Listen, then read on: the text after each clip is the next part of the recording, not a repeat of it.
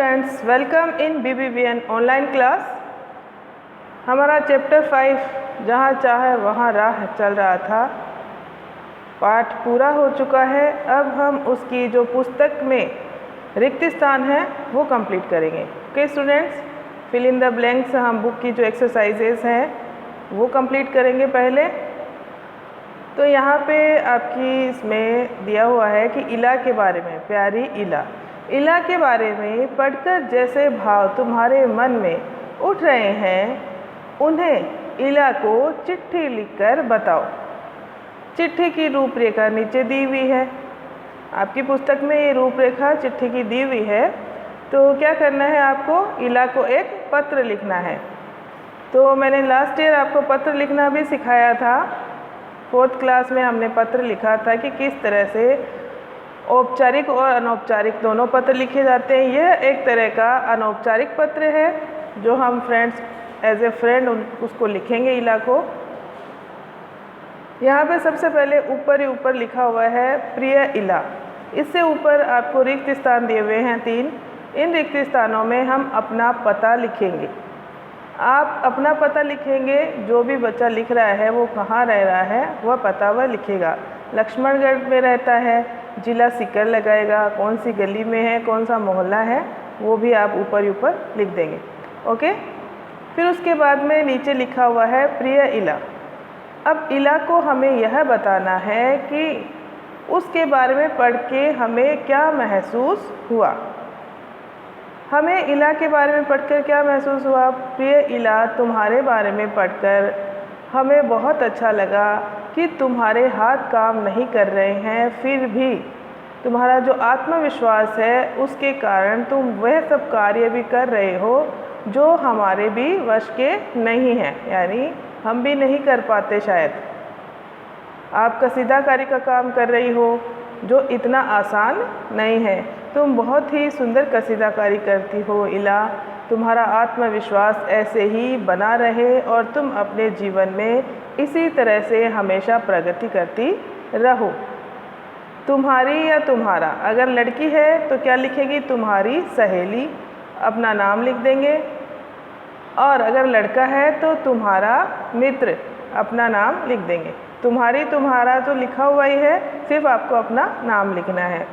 Okay, तो इस तरह से हम पत्र लिखेंगे। आपको पत्र लिखना आता है और आप ये पत्र लिखेंगे और लिख के फिर इसकी फ़ोटो मुझे सेंड करेंगे कि हमने ये पत्र लिखा है। फ़ोटो क्लिक कर लेंगे। आपको पुस्तक में ही लिखना है या नोटबुक में नहीं करना है। और इसके बावजूद भी इसमें कोई ख़ास गलतियाँ नहीं होगी। आपने जैसा महसूस किया है इला के बारे में वो बस लिख देना है इन लाइनों में।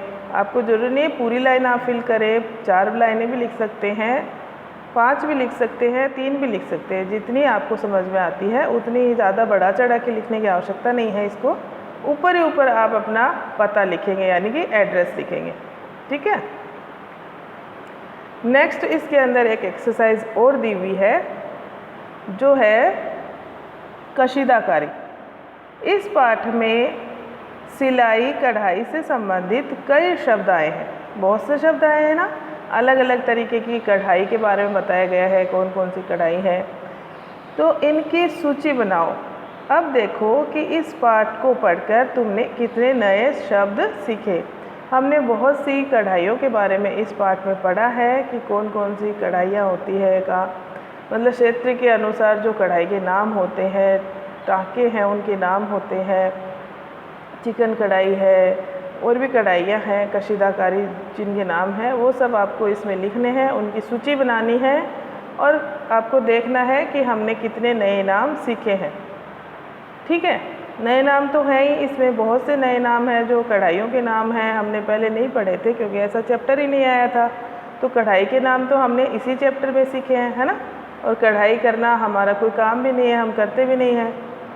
ओके स्टूडेंट्स, दूसरा है इसमें नीचे दी गई सूची में से किन्हीं 2 से संबंधित शब्द, 2 से संबंधित जो सूची दी हुई नीचे, फुटबॉल, बुनाई, बागवानी और पतंगबाजी, ये 4 आपको दी हुई है। यानी फुटबॉल का जो खेल होता है उसमें संख्या कौन कौन सी है, उसमें जो सामान काम में आता है, कितने लोग होते हैं, कौन सा ग्राउंड काम में आता है, उनको क्या क्या कहते हैं। अगर ये आपको इजी लगता है ये कर सकते हो। बुनाई में अगर आपको समझ में आती है तो बुनाई से संबंधित कोई चीज़ ले सकते, बुनाई से संबंधित आप शब्दों को ले सकते हो।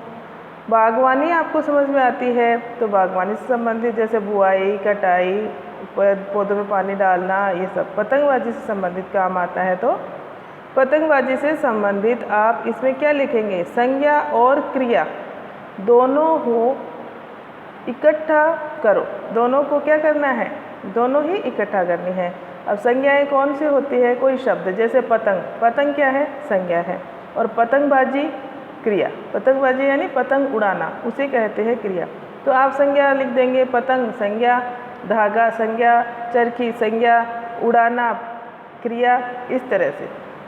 बागवानी में भी आप ऐसे लिख देंगे, कटाई क्रिया, फूल संज्ञा, पेड़ संज्ञा, इस तरह से।